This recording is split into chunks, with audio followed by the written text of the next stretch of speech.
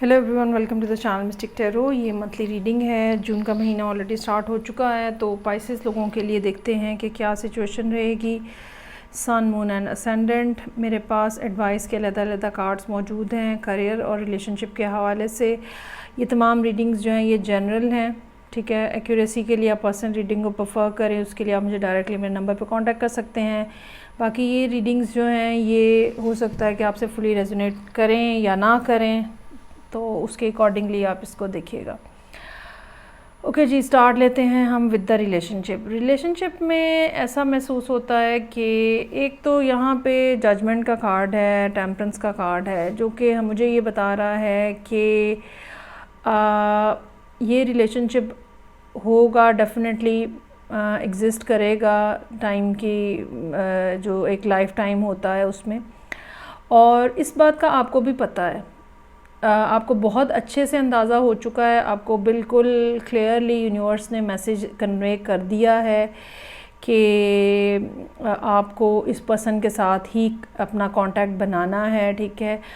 अच्छा, अब ये आपको पता तो चल गया है, और आपके लिए इस टाइम पे सबसे ज़्यादा जो चीज़ जिसके ऊपर आपको फोकस करने की ज़रूरत है वो इस पर्सन के साथ कांटेक्ट इनिशिएट करने की ज़रूरत है। इट्स नॉट दैट कि ये कोई ब्रांड न्यू पर्सन है। 3 ऑफ पेंटिकल्स यहाँ नज़र आ रहा है। You already have a history with this person. 1 साल, 2 साल, 3 साल, जितना टाइम भी आपने इनके साथ गुजारा है, you have the history with this person. उसके बाद आपकी कुछ अपनी नेचर के कुछ इश्यूज़ हो सकते हैं। नाइट ऑफ वॉन्ड्स है, आप यहाँ वहाँ पे छोटे छोटे कांटेक्ट करते फिरते हैं लोगों के साथ और राब्ते बनाते फिरते हैं। ये भी हो सकता है कि किसी ख़ास रीज़न की वजह से अब वो किसी दूसरी जगह पे जाना पड़ गया हो, जिसकी वजह से ये कनेक्शन जो है वो ब्रेक हो गया हो। तो अब इस टाइम के ऊपर, जबकि आपको यूनिवर्स ने बहुत अच्छे से बता दिया है जजमेंट के कार्ड के साथ, नाउ यू आर प्लानिंग कि कैसे इस पर्सन को कांटेक्ट किया जाए। टेम्परेंस का कार्ड यहाँ मौजूद है।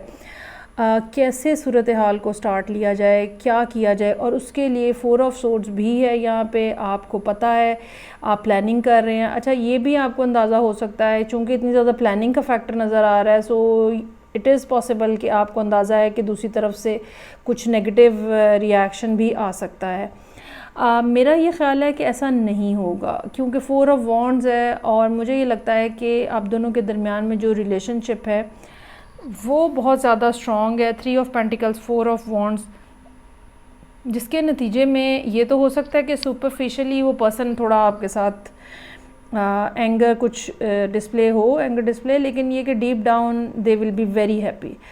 आप चीज़ों को स्मूथ बनाने के लिए काफ़ी ज़्यादा काम कर रहे हैं। 8 ऑफ पेंटिकल्स है, लेकिन मुझे ऐसा महसूस होता है कि ये खाली चीज़ों को स्मूथ बनाने की कोशिश नहीं हो सकती, ये अपने आप को फाइनेंशियली भी स्टेबल करने की एफ़र्ट जो है वो नज़र आ रही है।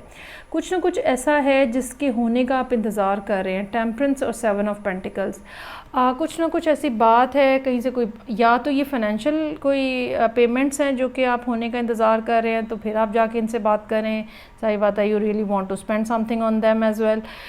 या ये टाइम के हवाले से भी हो सकता है कि ये सर्टन प्रोजेक्ट्स जो हैं ये कंप्लीट हो जाएं, so that you will be able to give them some time. ये ना हो कि अभी बात शुरू की है और फिर कामों की मसरूफियत की वजह से कांटेक्ट जो है वो डिस्टर्ब होना शुरू हो जाए। तो कुछ ऐसी सूरत हाल जो है वो नज़र आ रही है, लेकिन मुझे ये लगता है कि आप बहुत ज़्यादा टाइम ले रहे हैं सोचने के हवाले से।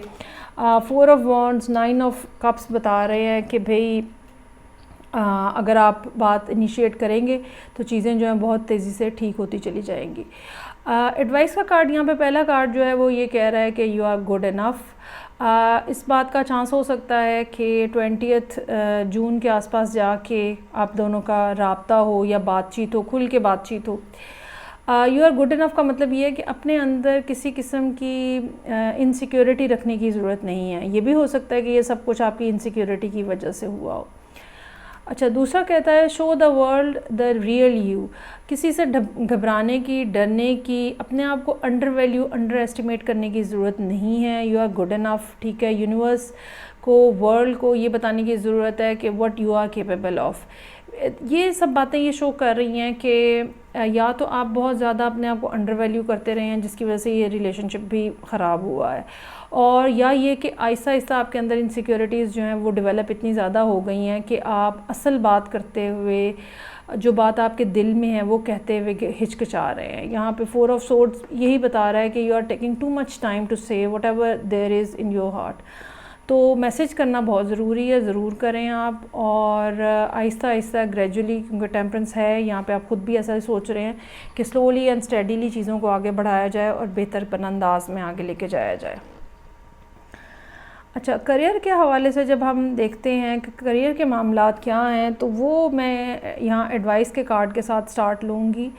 एडवाइस के कार्ड में पहला कार्ड जो है वो लाइटनिंग का कार्ड है। कोई ना कोई ऐसी नई अपॉर्चुनिटी आपके सामने इमर्ज हो रही है आउट ऑफ नोवेयर, जो कि चीज़ों को बहुत तेज़ कर सकती है, बहुत ज़्यादा तेज़ी से मामलात आगे बढ़ सकते हैं। कोई नई ऐसी अपॉर्चुनिटी जो कि आपके लिए बहुत ज़्यादा फ्रूटफुल साबित हो, कुछ ऐसा जो कि आपके पैशन के साथ, आपके मिजाज के साथ, आपके मूड के साथ मैच कर रहा हो। कोई ऐसी चीज़ जिसके लिए आप बहुत ज़्यादा पैशनेट हैं, कोई ऐसा काम जिसके लिए आप बहुत ज़्यादा पैशनेट हैं, ठीक है, उस हवाले से कोई ना कोई बात ऐसी सामने आए जो कि आपको एक ख़ास तरह की एनर्जी दे और चीज़ें जो हैं वो बहुत ज़्यादा तेज़ी से आगे बढ़ें। ये एडवाइस के कार्ड यहाँ पे हमें बता रहे हैं कि कुछ ऐसी सूरत हाल जो है वो होने का चांस हो सकता है, और अगर आपको ऐसी सूरत हाल मिलती है तो आपको बहुत तेज़ी से काम को कंप्लीट करना है और मेंटली प्रिपेयर रहना है। अच्छा, लेकिन जब हम यहाँ कार्ड्स के ऊपर देखते हैं ना, तो हमें टेम्परेंस और 4 ऑफ सोर्ड्स ये बताता है कि चीज़ें जो हैं वो स्लो हैं। मेरा ये ख़्याल है कि इस बात का चांस हो सकता है कि ये एक ऐसी अनएक्सपेक्टेड चीज़ हो, लाइटनिंग भी और ये जो पावर आपको मिल रही है ये भी, कि जो कि आपके लिए इस टाइम के ऊपर, जब आप ये महीना स्टार्ट हुआ है और आप ये रीडिंग देख रहे हैं, तो इस टाइम के ऊपर इस बात का चांस हो सकता है कि you are not at all expecting this thing, कि कुछ ऐसा एकदम से कहीं से सडनली कुछ हो जाएगा। तो मेरा ये ख़्याल है कि आपको मेंटली प्रिपेयर रहना चाहिए।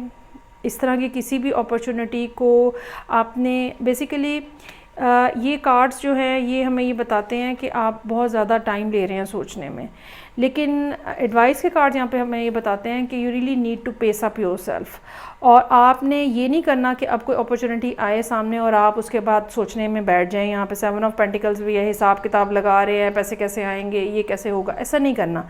आपको जिस तेज़ी से चीज़ें आएंगी, आपको अपनी 6 सेंस के ऊपर उसी तेज़ी से चीज़ों को प्रोसेस करके एक्सेप्ट करके आगे बढ़ाने की ज़रूरत है। तो आपकी मर्ज़ी की लाइफ जो है या आपकी मर्ज़ी की बात जो है वो होती हुई नज़र आ रही है।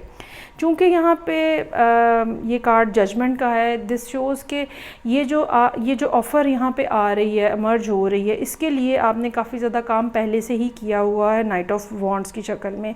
हो सकता है कि आपने कोई प्रोजेक्ट पहले से ही सबमिट कराया हो या पायलट प्रोजेक्ट करवाया हो, और अब उसकी तरफ से जो चीज़ें जो हैं वो कंप्लीट होने का चांस है। और ये जो जजमेंट का कार्ड है हमें ये भी बताता है कि कुछ ऐसा जो कि आप डिज़र्व करते हैं वो आपको मिल रहा है। सो बहुत ज़्यादा टाइम मत सोचने में लगाइएगा, बहुत ज़्यादा हिसाब किताब मत करने बैठ जाइएगा, बहुत ज़्यादा प्लानिंग, बहुत ज़्यादा जो आपने काम पहले किए हुए हैं उसकी बेस के ऊपर आपको तेज़ी से चीज़ें निपटाने की ज़रूरत होगी। अपने अंदर एक सर्टन किस्म की एनर्जी लाने की ज़रूरत होगी, ठीक है। बल्कि मेरा ये ख़्याल है कि जब ये ऑफ़र आपके सामने आएगी, एनर्जी आपके पास खुद ब खुद आ जाएगी, because you are already very passionate about something. तो काफ़ी हद तक आपका काम जो है वो कंप्लीट नज़र आ रहा है 8 ऑफ पेंटिकल्स के साथ। जैसे ही फर्दर जो भी कुछ चीज़ डेवलप होती है उसको तेज़ी से कंप्लीट करें और बहुत ज़्यादा टाइम मत लीजिएगा।